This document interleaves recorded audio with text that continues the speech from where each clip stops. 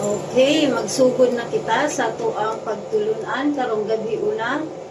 Kung ana ka mga Biblia, abrihan nato ang ato ang Biblia sa libro sa Roma, Kapitulo 10. Okay, ako ang basahon ikan sa versikulo 1 hangtod versikulo 13. Pila na nato ni kagabi nga nagtuon sa libro sa Roma, Kapitulo 10, ikawalo na. Ikawalo na nga paggabi karon. Tag-isa ra ta ka oras pero hatagan gihapon nato higayon ang pagpaminaw diha sa pulong sa Ginoo maski mga 30 minutos lang, no? At least makakapunta sa pulong sa Ginoo. Okay, Romans chapter 10, verse 1. Mga igsuon, ang tinguha sa akong kasing-kasing o pag-ampo sa Dios alang sa Israel, mao nga sila unta mga luwas. Kay ako nagpamatuod, mahitungod kanila nga sila adunay kasibot sa Dios. Apan dili sumala sa kahibalo. Kay sila ingon nga mga ignorante sa pagkamatarong sa Dios ug nga nagapaningkamot sa pagtukod sa ilang kaugalingon nga pagkamatarong. Wala ipailalom ang ilang mga kaugalingon ngadto sa pagkamatarong sa Dios. Kay si Kristo mao ang katapusan sa balaod alang sa pagkamatarong sa matag usa nga nagatuo. Kay si Moses nagahulagway sa pagkamatarong nga iya sa balaod nga ang tawo nga nagabuhat ni atong mga butanga magkinabuhi pinaagi kanila. Apan ang pagkamatarong nga iya sa pagtuo nagsulti sa ingon niini nga paagi ayaw pag-ingon diha sa imong kasing-kasing kinsa ang mosaka ngadto sa langit nga sa ato pa sa pagdala ni Kristo paubos gikan sa itaas. Verse 7, o kinsa ang manaog ngadto sa kahiladman nga sa ato pa sa pagdala ni Kristo pag-usab gikan sa mga patay. Verse 8, apan unsa ang ginaingon niini, ang pulong haduol kanimo bisan diha sa imong baba, diha sa imong kasing-kasing, nga mao ang pulong sa pagtuo, nga maong giwali, nga kun imong isugid, pinaagi sa imong baba, ang Ginoong Dios, ug magatuo diha sa imong kasing-kasing, nga ang Dios mibanhaw kadiya, gikan sa mga patay, ikaw maluwas. Kay pinaagi sa kasing-kasing, ang tawo nagatuo ngadto sa pagkamatarong ug pinaagi sa baba, ang pagsugid gihimo ngadto sa kaluwasan. Kay ang kasulatan nagaingon, si bisan kinsa nga nagatuo diha kaniya dili maulaw. Kay walay kalainan tali sa Hudiyo ug sa Grego. Kay ang maura nga Ginoo ibabaw sa tanan adunahan, ngadto sa tanan nga nagtawag ngadto kaniya. Kay si bisan kinsa nga mutawag sa ngalan sa Ginoo maluwas. So, ang atuang kita makabaton og kaluwasan dili lang kay sa ingon nga kita nagatuo. Gikinahanglan ang atuang pagtuo gikan gyud sa kasing-kasing. Dili lamang nga kita nagaingon ta nga nagtuo ta kang Ginoong Kristo, nagtuo ta din sa iyahang gibuhat dito sa cross sa Kalbaryo nga siya namatay, gilubong o nabanhaw sa ikatulo ka adlaw.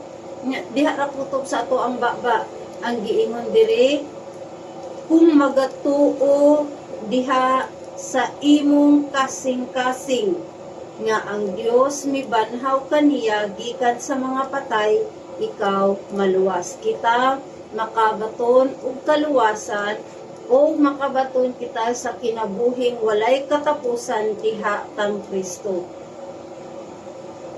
Kitang tanan nakasala, ang bayad sa sala mao ang kamatayon, apan ang gasa sa Dios mao ang kinabuhi nga walay katapusan diha kang Kristo nga ato ang Dios.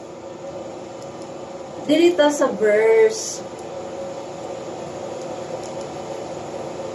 9, nga kun imong isugid pinaagi sa imong baba ang Ginoong Dios, ang Ginoong Hesus, ug magatuo diha sa imong kasing-kasing nga ang Dios mibanhaw kaniya gikan sa mga patay, ikaw maluwas.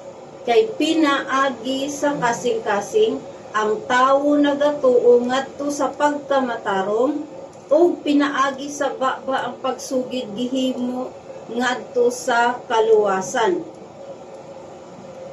Kay si bisan kinsa nga nagatuo diha kaniya dili maulaw. Sa diha nga dinhi nga kun imong isugid pinaagi sa imuhang baba ang Ginoong Hesukristo, imuhang i-confess, no, nga ang ako ang Dios si Ginoong Hesukristo gyud, ang ako ang manluluwas si Ginoong Hesukristo gyud. Kung kana siya dili lang na siya diha sa imuhang baba lamang, kung kana siya gikan diha sa imuhang kasing-kasing, unsa may giingon diri, ikaw maluwas. Kung imuhang gituuhan ang gibuhat ni Ginoong Hesukristo. Naatay kung andiri nga tawo mo kani si Saulo. Kini siya pagkadungog niya sa tingog lamang sa Dios, wala siya'y daghan nga pangutana. Okay, abrihan nato ang Buhat Kapitulo 9. Buhat Kapitulo 9. So, sama diri sa Romans chapter 10 nga kung kung imong isugid pinaagi sa imong baba ang Ginoong Hesus ug magatuo diha sa imong kasing-kasing nga ang Dios mibanhaw kaniya gikan sa mga patay, ikaw maluwas. Kay pinaagi sa kasing-kasing ang tawo nagatuo ngadto sa pagkamatarong, ug pinaagi sa baba ang pagsugid gihimo ngadto sa kaluwasan. Okay, kani si Paul. Si Saulo ang iyahang pangalan kaniadto, ug kani si Saulo usa siya ka Pariseo. Kini siya naa siya'y tinguha sa pagpatay sa mga tanan nga kanang mga naga-follow, mga tinun-an sa Ginoo. Okay, sa Acts chapter 9 o Buhat Kapitulo 9. Ug si Saulo verse 1 nga nagalitok pa og mga pagpanghulga ug pagpamatay batok sa mga tinun-an sa Ginoo. Ani nga panahon ang iyahang kasing-kasing wala pa si Kristo sa iyahang kasing-kasing.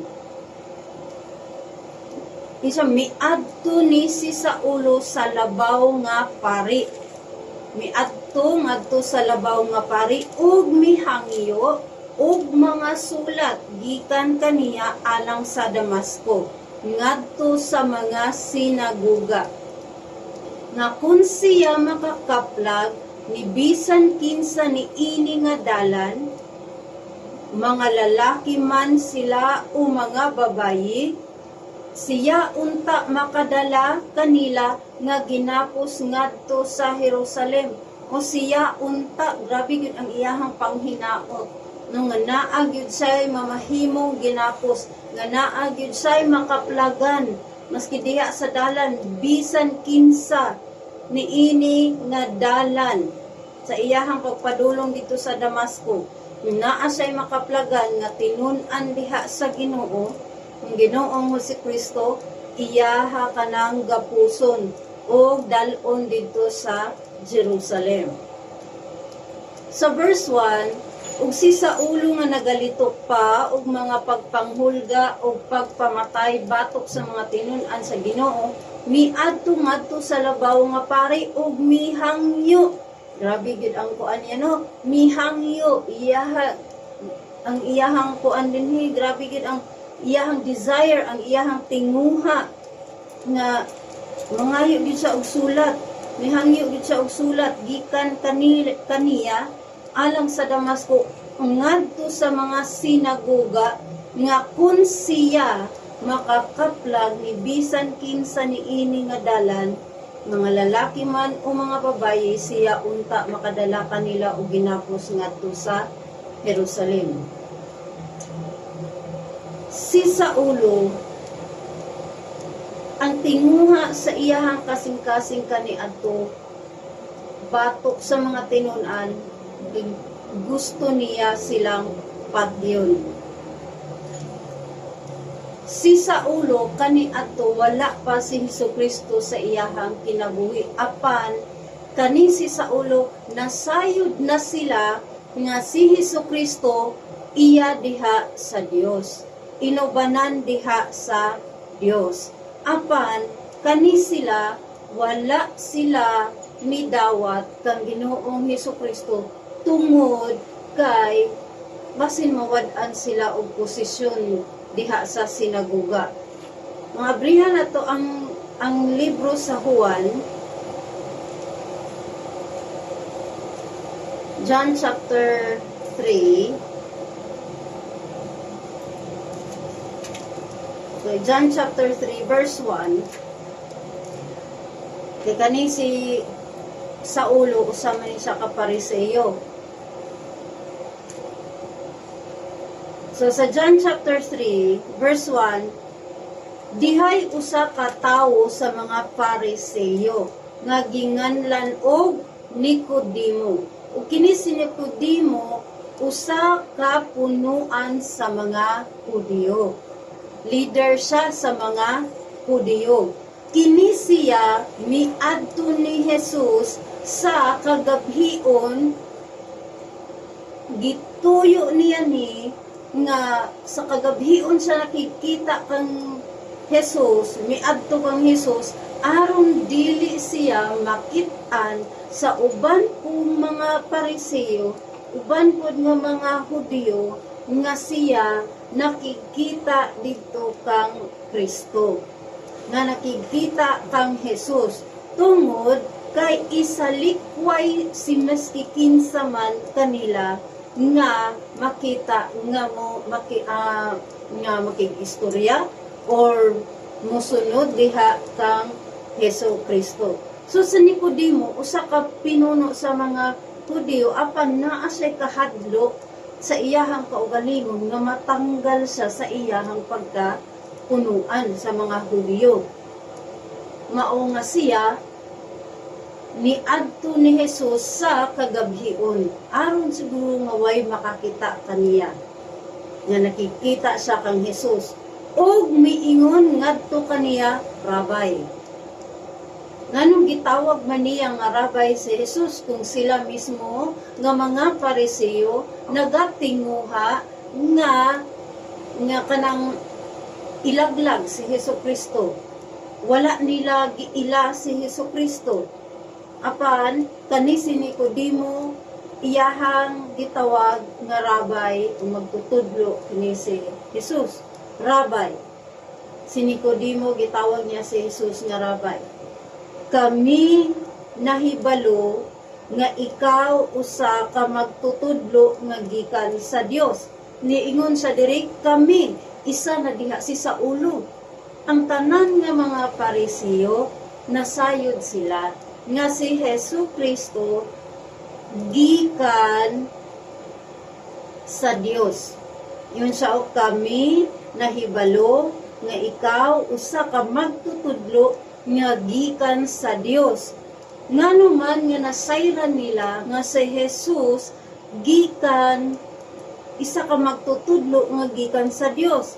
Ingon sa diri sa verse 2, kay walay tawo nga makahimo ni ining mga milagruhat nga ikaw nagbuhat gawas kun ang Dios uban kaniya. So nasayod sila ang mga Pariseo nga si Jesus gikan sa Dios. Apan human na sila nakahibalo o human man nga nasayran nila mismo sa ilahang kaugalingon, gipamatud-an nila nga si Jesus gikan sa Dios tungod sa mga butang nga mga gipangduhat ni Hesukristo, apan wala nila kini gidawat. Significant kaayo ang tulo gyud kaadlaw. Tulo siya kaadlaw sa lubnganan. Dilubong siya sa ikatulo kaadlaw siya nabanhaw. Si Paul sa iyahang pagkaplag diha kang Hesukristo, siya po dinha tulo kaadlaw nabuta ug human sa ikatulo kaadlaw nabalik ang iyahang pananaw.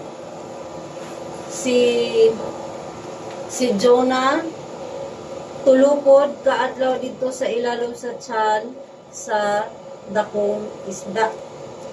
Okay, og siya sa tulo kaadlaw walay pananaw ug wala mukaon sa mo inom.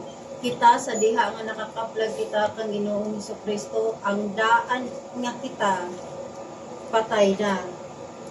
Gilubong na to. Wala nay gahom ang sala kanato. Sa Romans chapter 6 mo na to ang gihisgutan kagabi. Og sa diha nga kita nakaplagan na nato gisilyuhan nato sa balaan nga espiritu kita na banhaw pag-usab susama sa pagkabanhaw ni Hesukristo. Kita nakabaton og kinabuhing walay katapusan. Okay, ato ang i-continue ang ato ang lesson tomorrow night. Okay, kulangan pa sa oras. Okay, so balik ta sa Romans chapter 10. Okay, verse 9. Nga kun imong isugid pinaagi sa imong baba ang Ginoong Hesus, ug magatuo diha sa imong kasing-kasing nga ang Dios mibanhaw kaniya gikan sa mga patay, ikaw maluwas. Kay pinaagi sa kasing-kasing ang tawo nagatuo ngadto sa pagkamatarong, ug pinaagi sa baba ang pagsugid gihimo ngadto sa kaluwasan. Kay ang kasulatan nagaingon si bisan kinsa nga nagatuo diha kaniya dili maulaw. Kanus aba na ulaw si Paul sa pagsangyaw sa pulong sa Dios. Kanus aba gikaulaw ni Paul si Hesukristo. Wala. Ni maski kamatayon man, afflictions, unsa pa man diha, wala ni surrender si Paul. Gikan sa iyahang pagbarog atong pagkahuluga, gikan sa iyahang pagbarog, wala siya pagduha-duha, gihatag niya iyahang tibuok nga kusog, iyahang hunahuna, iyahang gugma diha sa Dios, sa iyahang pagpangalagad. Nao nga siya nahimo gyud nga galamiton dinha para sa kahimayaan sa pangalan sa Dios. Tinguhaon nato sa to ang kasing-kasing ang pagpangalagad diha kang Hesukristo. Naay kinabuhi na walay katapusan diha kang Hesukristo. Pilia ang kinabuhing walay katapusan diha kang Hesukristo. Ug ayaw pilia, hangyo mi ang mga butang kaning mga kalimutanan. Bakakra kini ni Satanas. Igo rata niya lipayon sa makajot, pero ang unahan ani kamatayon. Apan walay ikamahay diha sa imong kinabuhi kung si Hesukristo ang imuhang pili nga maghari diha sa imuhang kinabuhi ug kasing-kasing. Daghang salamat.